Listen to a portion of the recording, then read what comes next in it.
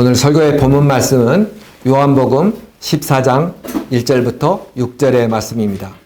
신약성경 172페이지 요한복음 14장입니다.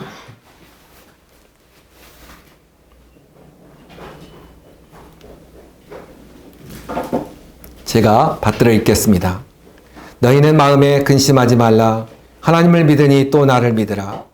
내 아버지 집에 거할 곳이 많도다. 그렇지 않으면 너희에게 일렀으리라. 내가 너희를 위하여 거처를 예비하러 가노니 가서 너희를 위하여 거처를 예비하면 내가 다시 와서 너희를 내게로 영접하여 나 있는 곳에 너희도 있게 하리라. 내가 어디로 가는지 그 길을 너희가 아느니라. 도마가 이르되 주여 주께서 어디로 가시는지 우리가 알지 못하거늘 그 길을 어찌 알겠사옵나이까. 예수께서 이르시되 내가 곧 길이요 진리요 생명이니 나를 말미암지 않고는 아버지께로 올 자가 없느니라. 아멘. 사람들은 대개 그 하나님에 대한 이미지, 신에 대한 그 이미지를 형상을 부르면 좋으신 하나님이라는 것보다는 무섭다는 이미지를 먼저 떠오릅니다. 믿지 않은 사람들이 신에 대해서 무섭다고 생각하는 이유가 뭐냐면 그 죄에 대한 두려움이 있기 때문입니다. 내가 죄를 지으면 보고 계시다가 나에게 벌을 내리시겠지 하는 것 때문에 사람들은 무서워합니다. 믿는 사람들도 말은 하나님께 이렇게 믿는다고 하면서도 실질적으로 하나님을 두려워하는 마음이 항상 마음속에 자리 잡고 있는 것을 볼 수가 있습니다. 얼마 전에 저희 가족들이 다 같이 모여서 식사하고 나서 이렇게 이야기를 나누다가 제 그 누님이 이런 이야기를 하는 거예요. 그 누님이 저희 7남매 중에 제일 먼저 믿었고 한 40년 이렇게 교회 생활하고 권사님이고 그런 분이 이런 거예요. 자기가 처녀 때 하나님께 기도를 하는데 배필을 만나게 해줄 때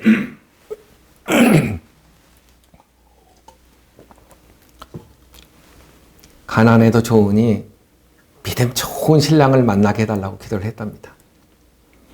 근데 하나님께서 영락없이 그 기도를 들어주셔가지고 한평생 가난하게 사는데 믿음 좋은 신랑이라고 기도 함부로 하면 안 되겠더라 그러는 거예요. 그랬더니 그 말을 듣더니 동생이 그럼 말씀이 씨가 되는 거야. 말이 씨가 되는 거야. 조심해야지.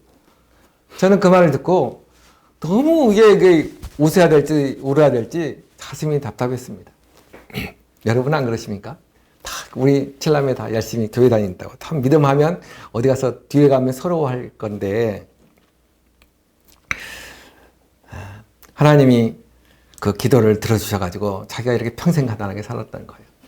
정말일까요? 하나님이 딱 기도를 듣고 있다가 너 지금 가난해도 좋다고 그랬지? 됐어. 가난하게 하면서 살아봐. 그랬을까요? 그렇지 않습니다. 그것은 자기 생각인 것이죠. 물론 제가 볼 때 평생을 이렇게 가난하게 살았다고 이렇게 여겨질만 하지만 그것은 하나님이 그 기도 때문에 그런 것은 아닙니다. 우리가 기도한 대로 다 이루어지면 우리가 실수하여 기도하였을 때 그 앞에 살아남을 자가 누가 있겠습니까? 우리가 말한 것이 씨가 되다니요.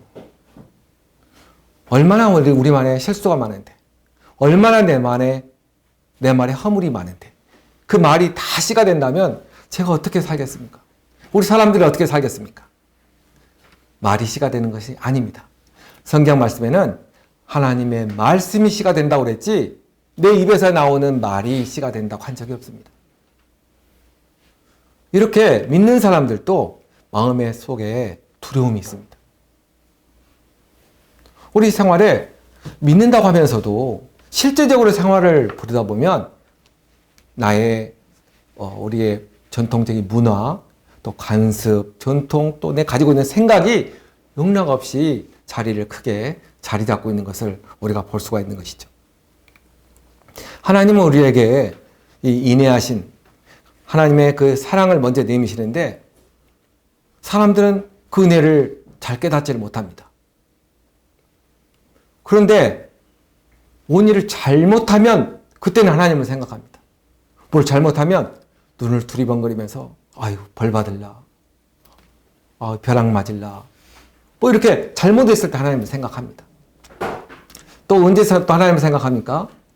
좀 잘했을 때, 좀 칭찬받을 만한 일을 하면 또 하나님을 생각합니다. 하나님 내가 잘했지요, 이러는 거예요.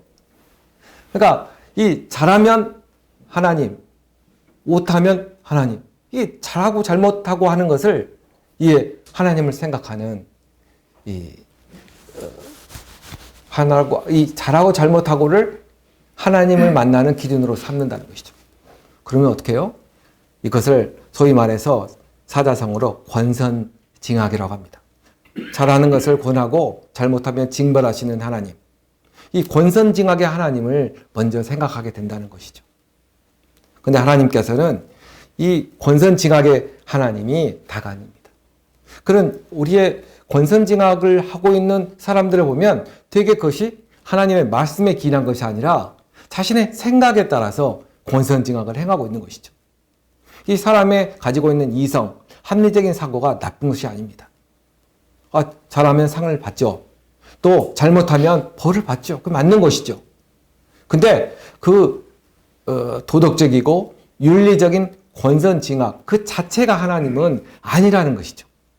근데 사람들은 그 권선징악 그걸 가지고 모든 것을 나도 판단하고 또 사람들을 판단하면서 저는 나쁜 사람이야. 내가 지금 나쁜 짓을 했어. 이렇게 생각하는 것이죠. 그러나 그걸 성경에서는 공의의 하나님이라고 하는데 그 공의의 하나님을 하나님 먼저 내세웠다면 어찌 우리가 살겠습니까? 오늘 설교 제목이 뭐냐면 내 아버지 집에 거할 곳이 많도다. 내 아버지 집에 거할 곳이 많도다. 분명 하나님께서는 내 아버지 집에 거할 곳이 많도다 했는데 우리 생각에는 내가 벌 받아서 내가 죄를 지어서 하나님 나라에 나는 들어가지 못하겠지 하는 그러한 두려움을 갖는다는 것이죠.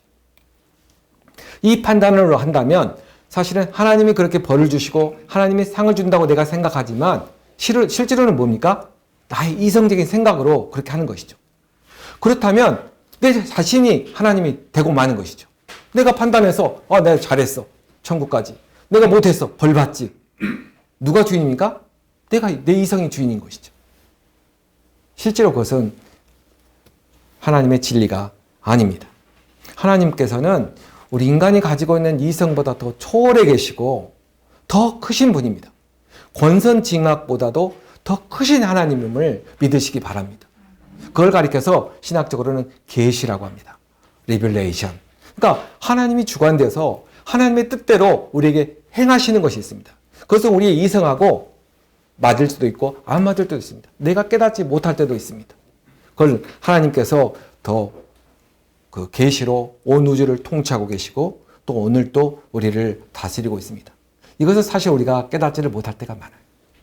이스라엘도 광야 40년을 사는 동안 그들이 그것을 깨닫지 못하고 있다가 40년을 다 지낸 뒤에 이제 가나안 성에 입성하게 될 때에 그때 깨달고 그 모세가 했던 고백이 뭐냐면 하나님께서 우리에게 40년 광야 생활을 허락하신 것은 우리를 뭐하고요? 우리를 낮추시고 우리를 겸손하게 하여 오직 하나님만 바라보며 살도록 하기 위하여 우리에게 이 광야길을 걷게 하셨다 하는 것을 깨달은 것이죠.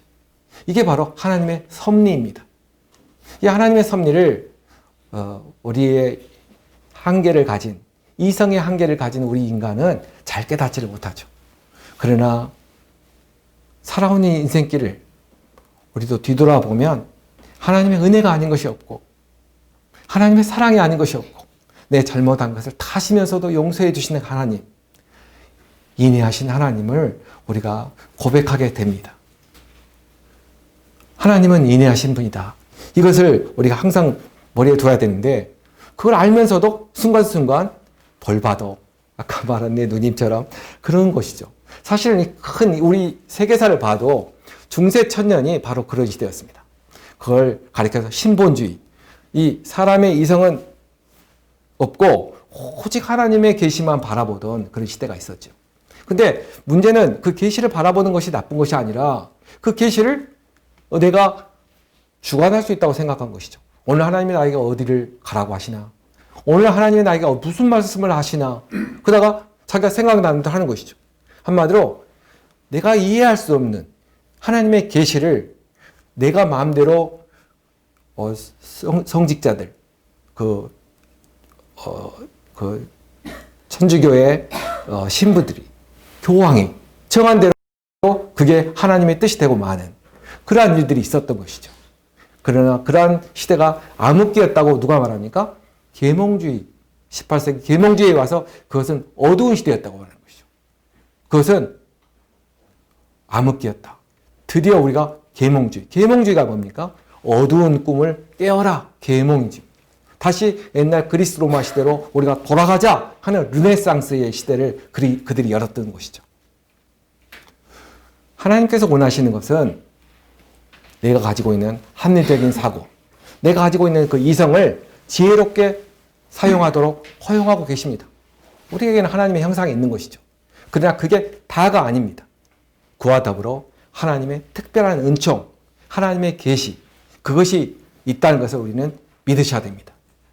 그 계시 중에서도 가장 특별한 계시가 뭡니까? 죄인인 나를 하나님이 사랑하셨다는 것입니다. 죄인인 나를 하나님께서 불러주셨다는 것이죠. 오늘 우리가 이 자리에 다 어떻게 이렇게 앉아 있습니까? 우리 모두 다 이렇게 앉아서 하나님께 어떻게 감히 찬송을 합니까? 하나님이 나를 용서해 주시고 나를 사랑하셨고 그것을 우리가 믿고 있는 것이죠.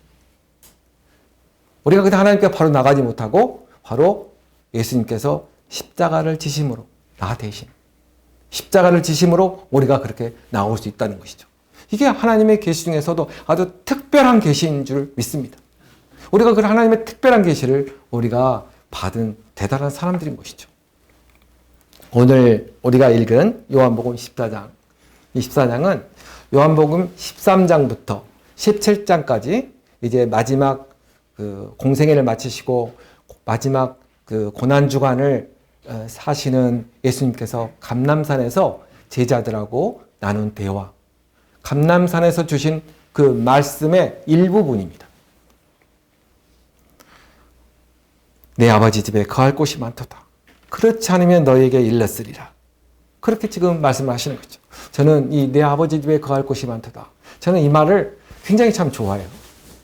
좀 힘들 때, 또 외로울 때, 또 일이 안 될 때, 그때 내 마음속에 뭐가 없나합니까? 내가 뭘 잘못했나?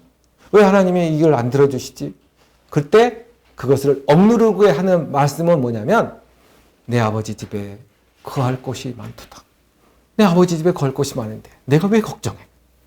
내가 왜 두려워해? 이런 생각으로 제가 그 믿음으로 이겨내는 그것을 저는 자주 합니다. 내가 나의 마음속에 있는 어떤 그 내 생각, 이성, 나의 합리적인 그 사고라고 하는 그것을 내가 믿을 것이냐, 아니면 내가 성경 말씀대로 인내하신 하나님을 믿을 것이냐, 우리는 선택해야 됩니다.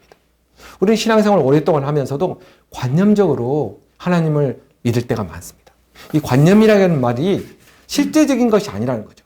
어쨌든 추상적으로 막연하게 그렇게 믿는 것이죠. 근데 그러다 보니까 오랜 신앙생활을 한 사람들을 보면 아주 아멘이란 말이 절로 나오죠. 아멘이라고는 하는데 실제로 생활을 보면은 말이 씨가 된다고 하고 또 두려워하고 그러는 것이죠. 그러다 보니까 어떻게 해요? 내 마음에 근심 걱정이 자리 잡는 것이죠. 하나님이 원하시는 것은 하나님의 평강입니다. 하나님의 평강이 내 안에 자리 잡기를 원하는 것이지 내 안에 두려움과 불안, 그것이 자리 잡고 있는 것을 원하시는 게 아니죠. 그 두려움과 불안은 뭘로 이어집니까? 불평과 불신앙, 낙심으로 이어지는 것이죠. 하나님으로부터 멀어지는 것이죠. 그건 누가 줍니까? 사탄이 주는 것이죠. 사탄이 가장 원하는 것은 뭐냐면 하나님이 너를 지금 보시고 있다. 하나님이 너를 벌을 주신다. 한마디로 나를 낙심케 하는 것입니다. 나를 두려움과 염려로 몰아가는 것이 사탄입니다. 오늘 우리 분명하게 예수님께서 이제 우리의 처소를 예비하러 가시면서 우리에게 마지막 주신 말씀이 뭐예요? 내 하나님, 내 아버지 집에 거할 곳이 많도다. 그렇지 않으면 일렀으리라. 이 말씀은 사탄이 주는 두려움과 이 불안과는 완전히 반대되는 것이죠. 그래서 우리가 체험을 해야 됩니다. 하나님이 나에게 사랑이시다. 내 아버지 집에는 거할 곳이 많도다. 이것이 내 체험으로 들었을 때 사탄이 아무리 나를 두려워하고 아무리 나를 염려해야 해도 우리가 거기에 흔들리지 않는 것입니다. 오늘 우리가 성경 본문을 보면 이제 제자들이 얼마 있으면 스승인 예수님과 헤어져 스승이 안 계시는 가운데 우리가 어떻게 살아갈까 하는 지금 염려가 있는 것이죠.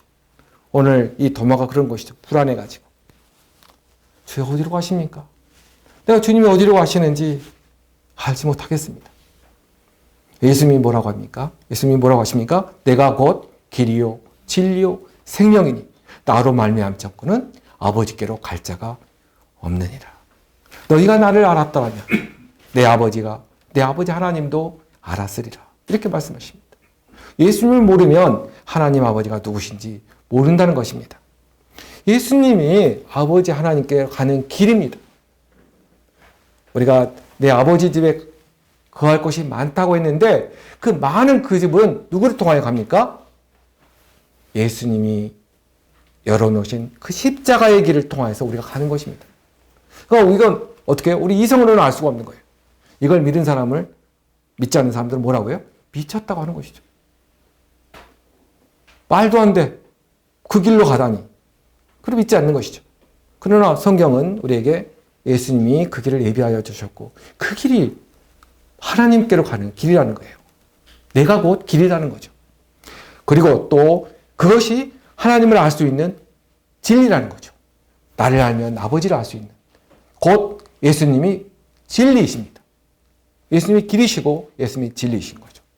또 예수님은 뭡니까? 생명이십니다. 예수님이 나를 이렇게 심판하고 처벌하려고 오신 것이 아니라 나에게 구원과 생명을 주시려고 오셨음을 믿으시기 바랍니다. 우리 함께 마음으로 내가 곧 길이요 진리요 생명이라고 고백하기를 원합니다. 하나님이 실제로 우리가 죄인인 걸 아십니다. 제가 늘 하는 이야기가 우리를 의롭게 하신 하나님, 그럴 때 그것을 의롭다고 인정하신 하나님, 그걸 줄이면 의롭다, 인정하다 할 때 의인이거든요.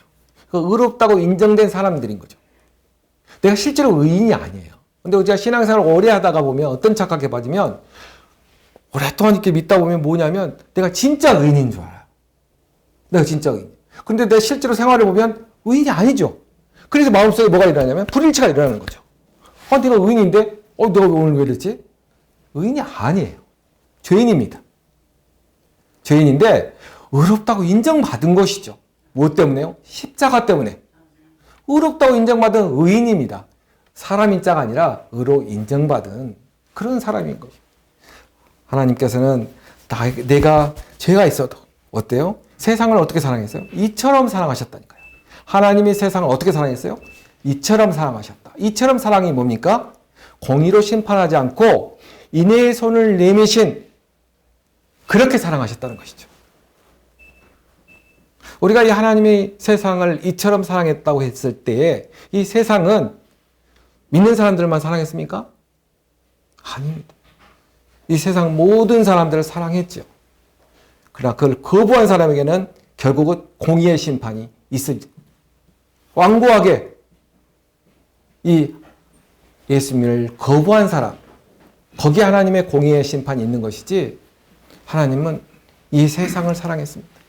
어떻게 해요? 이처럼 사랑했죠. 공의를 아니라 인애를 먼저 내미신 하나님, 이처럼 사랑하셨다는 거죠. 그래서 어떻게 해요? 그 이름을 믿는 자마다 어떻게 해요? 멸망치 않고 영생을 얻게 하려는 것이 하나님의 뜻인 거죠. 예수님이 모세가 놋뱀을 들어서 그것을 본 자들이 이 생명을 얻었듯이 나도 십자가로 들려야 된다. 이 말은 어떻게 해요? 우리 이성으로 알 수가 없는 것이죠. 그 당시에도 광야에서 놋뱀을 보면 나은다고 했는데 이성적인 생각으로 말도 안 돼. 무슨 놋뱀을 보면 나아. 내가 지금 문둥병으로 죽어가고 있는데. 안 본 사람은 죽었어요. 그러나 본 사람은 살았습니다. 그건 하나님의 계신 거죠. 하나님의 명령인 거죠. 그 명령대로 우리가 살아야지 뭐가 있다고요? 생명을 얻는다는 것이죠. 그러니까 우리의 구원이 우리의 이성적인 생각으로 구원받는 것이 아닙니다. 우리 이성적인 생각이 대단한 것 같지만 정말 한계가 있는 것이 우리의 이성인 것을 알아야 됩니다. 우리 인간은 영적으로 되게 무지합니다. 이 요한복음을 보면 제자들이 되게 영적으로 무지해요. 빌립이 뭐라고 합니까? 하나님을 보여달라는 겁니다. 예수님께서 네가 나랑 3년을 같이 지냈는데 그렇게 아버지를 보여달라 하느냐. 예수님께서 얼마나 답답했으면 이 말씀을 하십니다. 9절에 보니까 빌립아, 내가 이렇게 오래 너희와 함께 있을 때 내가 나를 알지 못하느냐? 나를 본 자는 아버지를 보았거늘 어찌하여 아버지를 보여주라 하느냐? 그래서 11절에 내가 아버지 안에 거하고 아버지께서 내 안에 계심을 믿으라. 그렇지 못하겠거든 내가 행하는 그 일로 말미암아 나를 믿으라. 아버지가 내 안에, 내가 아버지 안에 거한 것을 네가 이해를 못한다면 너 나랑 3년 동안 지내면서 내가 했던 일은 보았지 않느냐? 그 일을 말미암아 믿으라는 거죠. 예수님은 요한복음에 하나님의 아들이심을 나타내는, 계시하시는 표적을 7번이나 보여주셨어요. 이 표적이라는 말이 영어로 사인입니다. 사인은 뭡니까? 신호죠. 우리 출입국 표시할 때 어떻게 해요? 화살표가 밖으로 있으면 이게 나가는 쪽이구나. 이쪽 들어오는 쪽이구나. 이걸 뭐라고 그래? 사인보드라고 합니다. 이 사인이란 말이 표적이라는 말이죠. 첫 번째 표적이 뭐예요? 예수님께서 행하신 첫 번째 표적은 가나에서 물을 포도주로 바꾼 것이죠.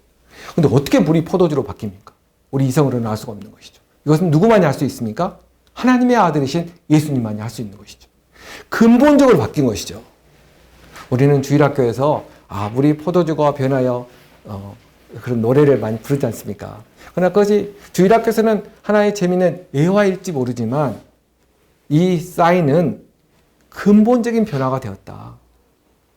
율법을 지키지 못하여서 낙심해 있던 그들에게 진리로 자유롭게 하여 어떻게 해요? 이제 내 안에 예수님께서 신랑 되신 예수님이 내 안에 거하시고 신부된 내가 신랑의 손을 잡고 우리가 자유로운 진리의 자유로움 속에서 살아가기를 원하시는 바로 이제 그 시대가 개막되었다. 이게 바로 가나의 혼인잔치의 목적입니다. 사인입니다. 그 시대를 우리에게 개막해 주신 것이죠. 두 번째, 세 번째 표적도 마찬가지입니다. 두 번째도 그 가나에서 상당히 떨어져 있는 가버나움까지 예수님은 가실 필요가 없죠. 지금 이 가나에서 너의 아들이 나았다. 말씀 한마디면 나온 거죠. 그게 하나님의 아들이신 거죠. 근데 영락 없이 예수님께서 네 아들이 나았다. 그 말을 하는 순간에 가보니까 나았던 거예요. 언제 나왔냐 물어봤더니 예수님이 그 말씀을 하시던데죠. 말씀으로 되시는 거죠. 우리 그걸 믿습니까? 그걸 믿으면 그 하나님의 계시를 우리가 받은 대단한 사람들인 거죠. 특별한 존재입니다. 우리가 그 특별한 존재인데 그걸 모르는 거죠. 세 번째 표적도 마찬가지입니다. 그 38년 된 오랜 병자가 남들은 다 그냥 그 연못에 빨리 들어가는데 나는 일어나지 못해갖고 연못에 들어가지 못하는 이 무능력, 이 나의 능력이 없어서 나는 지금 병을 못 고친다고 한탄하고 있는 것이죠. 뭘 생각해요? 자기를 보는 거죠. 자기를 보는 거죠. 나는 능력이 없어. 근데 예수님께서 뭐라고 합니까? 그런 내 눈앞에 있는 문제를 보지 말고 근본적인 문제를 예수님은 해결을 해주십니다. 네 지금 연못에 들어가는 것이 목적이 아니라 자리를 들고 일어나 걸으라. 자리를 들고 일어나 걸은 것이죠. 바로 예수님께서는 바로 내 눈앞의 문제를 해결을 해주시는 거기에 의대가 매여 있을 때 우리의 근본적인 문제를 해결해 주시는 분이 바로 하나님의 아들이신 예수님인 줄 믿기 바랍니다. 고렘 병자, 그건 자신의 이상에 매여 있을 때 예수님께서는 인애와 긍휼하심으로 하나님의 능력을 그에게 보여주십니다. 표적들은 전부 하나님의 아들이신 표적입니다. 우리가 네 번째 표적으로 보인 오병이어, 이 떡 5개, 물고기 2마리로 이 5,000명을 먹이신 그 생명의 떡, 그 떡을 사람들은 어떻게 봤습니까? 그냥 물질적인 떡으로 본 것이죠. 그래서 왕으로 세우려고 하는 것이죠. 근데 예수님은 뭐라고 합니까? 바로 그 떡은 너희들이 먹고 죽었다. 그 먹고 죽은 것을 뭘 예수님이 말씀을 하십니까? 광야 생활에서 모세가 준 그 만나, 그걸 먹은 그들은 잠시 그걸 먹었던 것이고, 또 그 만나를 먹었던 그들은 다 죽었다. 그리고 그건 모세가 준 것이 아니다.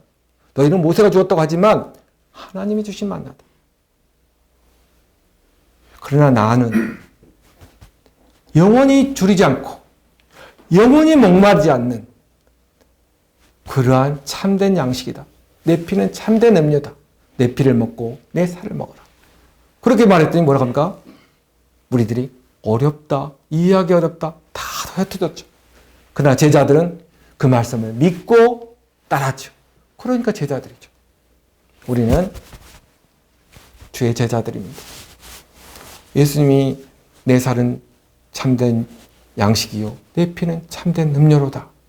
그 말이 아직도 믿어지지 않으면 기도해야 합니다. 나에게 그러한 말씀이 믿어지도록 계시하여 주옵소서. 내 이성으로는 믿어지지 않는 예수님의 살과 피가 나에게 안에 들어와 있음을 믿기를 원합니다 하고 기도하는 것이 하나님께서 보시고 하나님의 부르심을 받은 사람이라면 하나님 불러주시고 믿게 하시는 거죠. 예수님께서 마지막 일주일을 지내시면서 유월절을 그들과 지내면서 이제 이 유월절이 끝이다. 내 자신이 유월절 어린 양이다. 그래서 유월절을 지내지 않는 것이죠. 그래서 그 후로는 우리가 뭘 지냅니까? 바로 살과 피를 먹는 성만찬의식을 우리가 하는 것이죠. 지금도 유월절을 교회에서 중하게 여기는 교회는 전부 이단입니다. 신천지는 유월절을 지킵니다. 그들은 아직도 교회가 아니라 장막이라고 합니다. 장막이라고 하는 건 뭡니까? 아직까지도 예수님이 이 땅에 오시지 않았다는 거죠. 그들은 아직도 광야 생활에서 장막 생활을 하고 있다. 그래서 장막 성전인 거죠. 교회라고 하지 않습니다. 우리는 장막이 아니죠. 예수님이 내 마음에 계시고. 이 교회는 에클레시아, 그냥 죄인들이 모여있는 것이죠. 하나님의 은총을 받은 사람들이 모여있는 것이 교회인 줄 믿습니다. 하나님의 부르심을 받은 죄인들이 모여있는 곳, 그것이 교회입니다. 우리 주보에 나와 있는 요한복음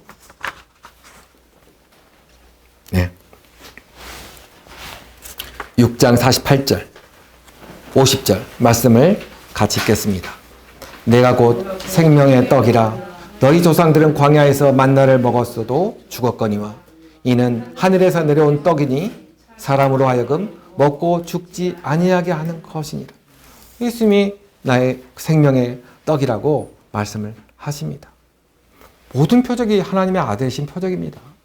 네 번째, 이 오병이어 표적을 하시고 행하시고 그들을 피하여서 바다를 밤에 걸어오시는 것을 제자들은 보고 놀랍니다. 귀신인가? 하고 놀랐죠. 그랬더니 예수님께서 뭐라고 합니까? 내니 두려워 말라. 내니 두려워 말라. 이 말씀은 하나님이 하신 말씀입니다. 하나님이 창세기에서 아브라함에게 하신 말씀이 내니 두려워 말라. 언제 그렇게 말했습니까?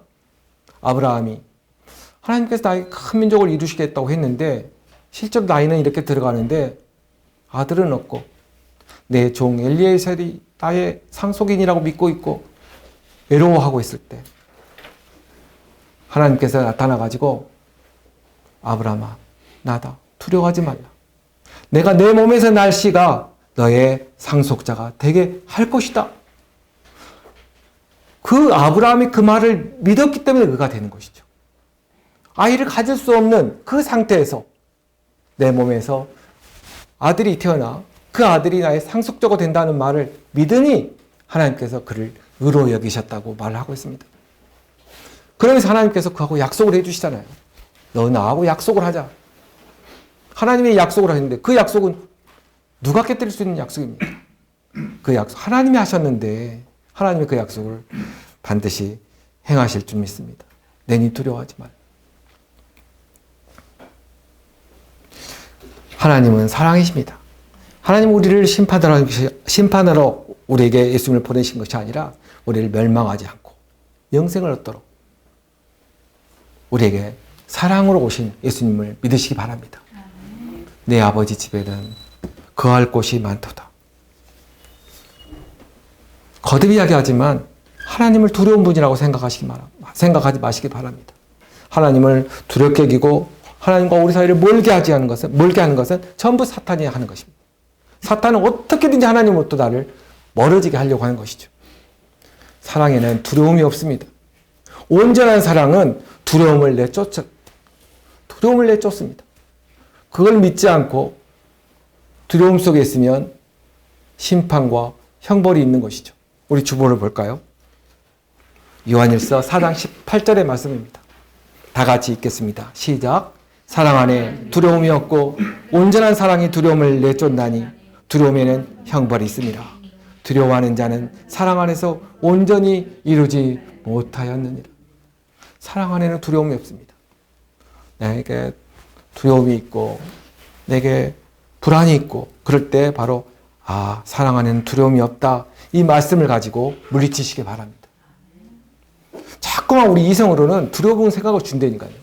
내가 암에 걸리면 어떡하지? 내가 죽으면 어떡하지? 죽으면 죽는 것이죠. 제가 어제 목사님이랑 보람의 공원을 걸으면서 죽으면 하나님에 가는 거다. 그러다 보험 이야기도 했는데 그 상품 중에서 보험도 우리에게 참 유익하죠.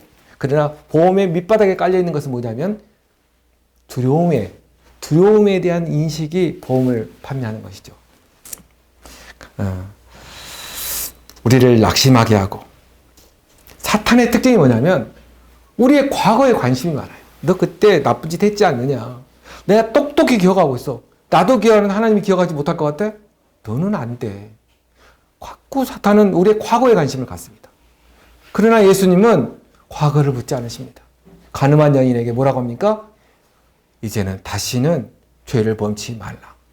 너에게 징계하는 자, 너에게 돌을 치려고 하는 자가 누구 있느냐? 없습니다. 나도 너에게 바란다. 다시는 죄를 범치 말라.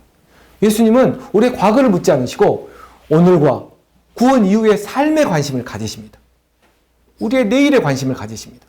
그런데 자꾸만 사탄이 과거를 묻는데 거기에 현혹되는 사람이 되어서는 안 되는 것이죠.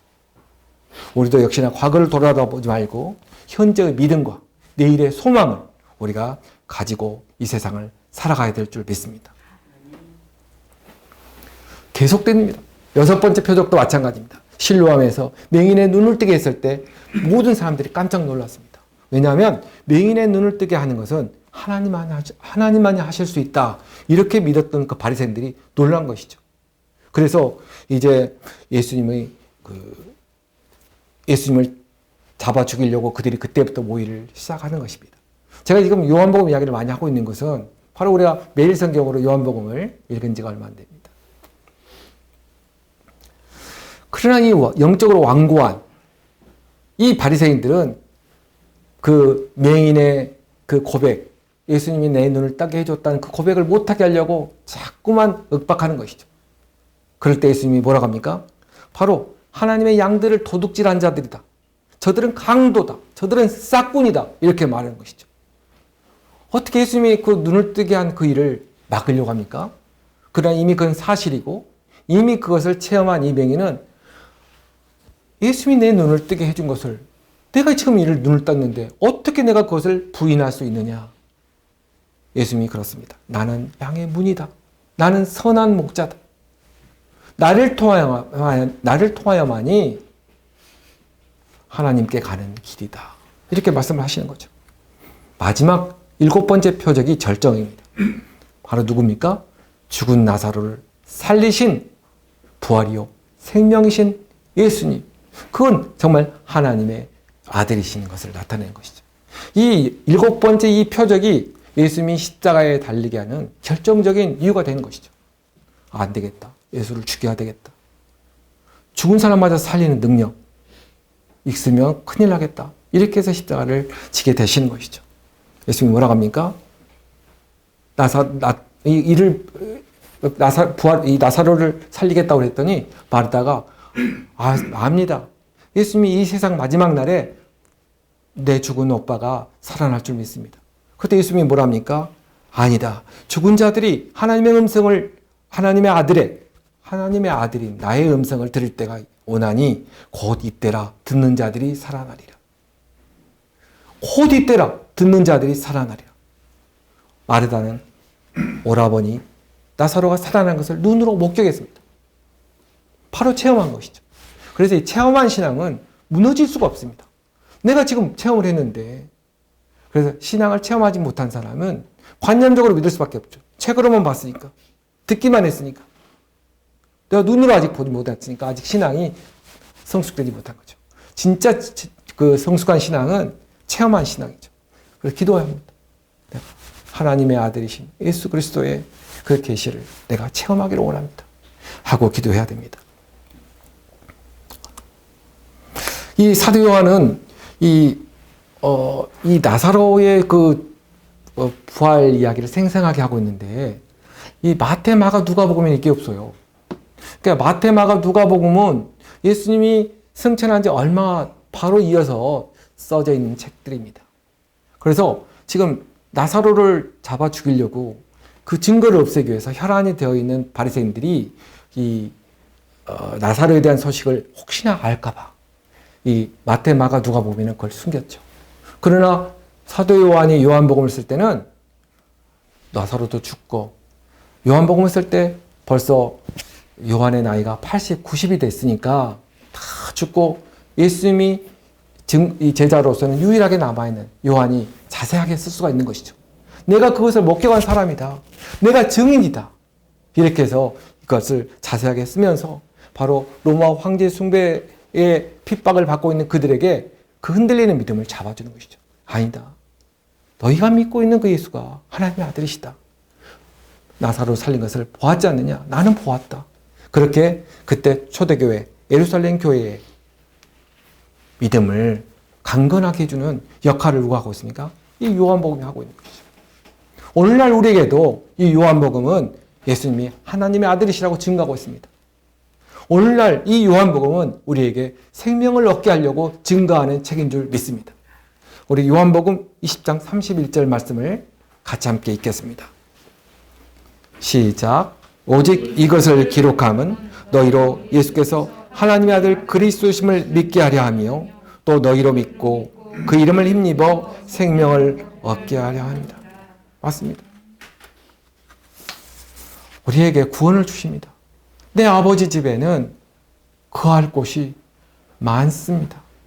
자꾸 내 일이 힘들 때, 내 하는 일이 안 될 때 하나님이 나를 사랑하지 않는가 보다 이 생각이 딱 들죠. 그럴 때는 뭐라고요? 누가 주는 생각이라고요?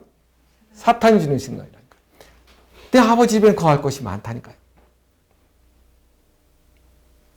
항상 사탄은 이 세상을 우리가 살아가는 동안은 나는 어디에 있습니까? 하나님과 사탄 사이를 걸어가는 것입니다. 왜 우리에게 그런 길을 걸어가게 합니까? 우리가 하나님 나라에서 영원히 하나님과 성자 하나님, 성령님과 함께 살아가려면 내가 온전히 믿음으로 들어가야 되지 않겠습니까? 흠과 티가 있으면 어떻게 들어가겠습니까? 그러나 나는 흠과 티가 많지요. 그러나 내 안에 계시는 예수님이 다 그걸 용서해 주셨고 나는 그 예수님의 피 때문에 흠과 티가 없이 들어가는 것이죠. 흠과 티가 있는데 살짝 들어갈까요? 그렇지 않습니다. 내가 하나님께 들어가는 그날은 흠과 티가 없는 정말 아주 깨끗한 어린 양으로 예수님의 보혈의 피에 의지해서 들어가는 날이 올 줄 믿습니다. 천국은 지금 지옥 같은 세상에서 고생하다가 하나님 나라에 턱 들어가는 세상이 아닙니다. 이 세상에서 천국을 우리가 맛보며 누리며 사는 것입니다. 천국이 보증되어 있는 것입니다. 그러니까 이 세상은 살만한 세상인 것이죠. 사탄이 있지만 사탄 때문에 내가 좀 경계하는 것이죠. 그러나 사탄에 넘어지지 않는 것이죠. 우리가 주님이 가르쳐 주신 기도처럼 내가 시험에 빠지지 않게 하여 주옵소서. 늘 그렇게 기도하는 것이죠. 사랑하는 성도 여러분, 내 아버지 집에 거할 곳이 많도다 하는 걸 믿으십니까? 그걸 믿으면 우리가 어떻게 살아가야 될까요? 오늘 영적으로 무지한 제자들은 지금 예수님이 이 말씀을 했을 때 천국에 들어가서 누가 큰가 다투는 거예요. 누가 큰가. 아주 영적으로 무지한 것이죠. 근데 예수님은 그 제자들을 탓하지 않으셨어요. 하나님의 공의를 먼저 내밀지 않으셨어요. 하나님의 인내하심을 먼저 내미셨어요. 그 제자들에게 뭐라고 합니까? 낮은 자가 섬기는 자가 되어야 된다. 내가 너희에게 본을 보여주마. 그리고 제자들의 발을 씻기신 것이죠. 근데도 이 베드로는 영적으로 무지해가지고 내 머리도 씻어주세요. 온몸을 씻어주세요. 영적으로 무지하다니까요. 제자들이 영적으로 무지해요. 근데 요한복음에서 그걸 쓴 이유가 있습니다. 베드로가 영적으로 무지했는데 너희들 지금 봐라. 베드로가 너희를 위하여 아마 요한복음을 쓸 때 베드로는 이미 순교했었을 것 같아요. 왜냐하면 베드로가 뇌로 박혀 죽었거든요. 그러나 베드로가 영적으로 너무 무지한 것을 요한은 제대로 적고 있는 것이죠. 그러나 예수님이 뭐라고 합니까? 너는 이미 깨끗하여졌다. 다만 내가 너의 발을 씻어줌으로 너희도 서로 사랑해라. 서로를 바로 씻어주는 섬김의 본을 보여주셨습니다. 요한복음 13장 34절 35절 말씀을 함께 읽겠습니다. 주보 맨 마지막에 있습니다. 새 계명을 너희에게 주노니 서로 사랑하라. 내가 너희를 사랑한 것 같이 너희도 서로 사랑하라. 너희가 서로 사랑하면 이로써 모든 사람이 너희가 내 제자인 줄 알리라. 서로 사랑하라. 너희가 서로 사랑하면 이로써 모든 사람이 너희가 내 제자인 줄 알리라. 우리는 사람들이 우리가 기독교인 줄을 뭘 압니까? 이 영적으로 무지한 이 믿지 않는 사람들은 우리가 밥 먹을 기도하면 기독교인이구나 이렇게 합니다. 그러나 성경은 뭐라고 합니까? 우리 밥 먹을 때 기도하는 거 맞지요. 그러나 성경은 뭐라고 합니까? 서로 사랑하면 너희들이 내 제자인 줄 알리라고 합니다. 우리가 서로 사랑할 때 그리스도의 제자가 되는 것이죠. 그러나 사람들은 한계가 있어요. 이성적인 한계가 있어서 밥 먹을 때 기도했느냐? 아니면 뭐 할 때 뭐 했느냐? 하고 요즘 들이면은 율법들이 현대 율법이 많이 있죠. 말하지 않아도. 왜 현대적인 율법을 들이댑니까? 그들은 아직까지도 예수님이 우리 안에 성령님으로 와 계신다는 것을 모르기 때문이죠. 보혜사 성령이 우리 안에 거하셔서 그 성령이 영원토록 우리와 함께 계시는 것을 그들은 모르기 때문에 단순히 눈에 보이는 하나 가지고 우리를 판단하는 거죠. 너 기독교인이구나. 그 다음 날은 뭐라고 해요? 너 기독교인이 왜 그래? 그러니까 나도 내가 왜 잘못했지? 내가 의인인데? 그러면서 뭐라고 하면 나는 믿음이 없구나. 그러면서 낙심하는 거예요. 누가 원하는 거예요? 사탄이 원하는 거라는 거예요. 그럼 오늘 예수님이 뭐라고 합니까? 서로 사랑해라. 내가 너희를 사랑한 것 같이 내가 너희를 위하여 십자가를 진 것 같이 너희들도 십자가를 지고 나를 따르라. 우리가 거기에 예수님 따르기만 하면 그때부터는 누가 역사하십니까? 성령이 내 안에서 역사를 합니다. 성령이 사탄을 이미 이기셨잖아요. 이미 다 이루었다. 내가 이겼다. 이게 제자들에게 주신 말씀입니다. 여기에서 제가 시간이 다 됐지만 요한복음의 마지막 사실은 20장으로 요한복음 끝납니다. 21장은 하나의 부록이죠. 하나의 후기로서 붙여져 있는데 왜 요한은 21장을 하나를 썼을까 생각해보면 그 베드로가 예수님을 3번이나 부인했던 그 상처를 부활하신 예수님은 얼마나 그 상처를 치유하고 싶었을까 하는 마음이 있습니다. 너는 지금 나를 사랑하느냐? 네가 나를 예전에 과거에 나를 부인했던 것 묻지 않는다. 너는 지금 나를 사랑하냐? 예수님은 지금 현재 베드로의 믿음을 물어보시는 거죠. 베드로는 뭐라고 합니까?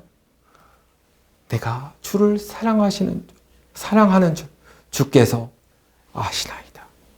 3번이나 거듭 확인을 해주고 있는 것이죠.